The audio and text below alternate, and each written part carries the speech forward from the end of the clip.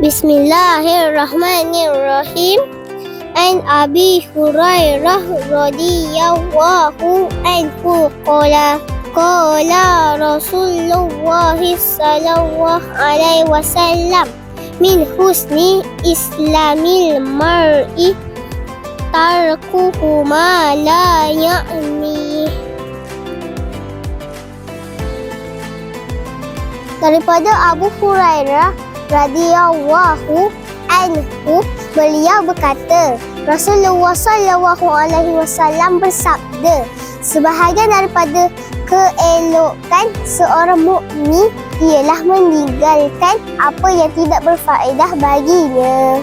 Assalamualaikum kawan-kawan, nama saya Nur Inara Safia, tahun 3 UPN. Dalam hadis tadi dinyatakan tentang meninggalkan perkara yang tidak berfaedah. Antara sifat-sifat seorang Muslim adalah dengan sentiasa mengisi ruang waktu yang ada dengan perkara-perkara yang mulia, serta menjauhkan diri daripada perkara-perkara yang tidak berfaedah baginya.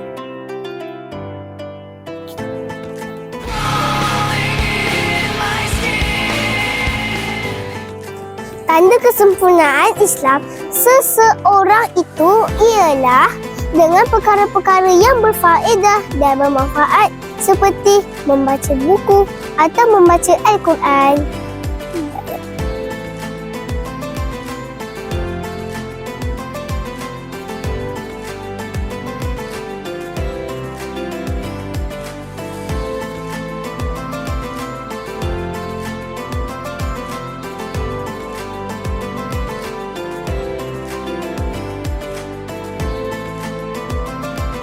Menyibukkan diri dengan sesuatu yang tidak bermanfaat adalah perkara sia-sia dan merupakan petanda kelemahan iman seseorang Muslim.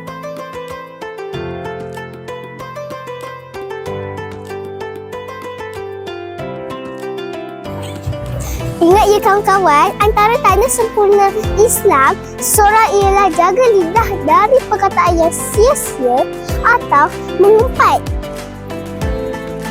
Di dalam hadis telah diterangkan sekiranya umat Islam meninggalkan perkara yang tidak berfaedah, nescaya umat Islam mampu mencipta kemajuan dan kejayaan dalam kehidupan menjadi umat yang terbaik.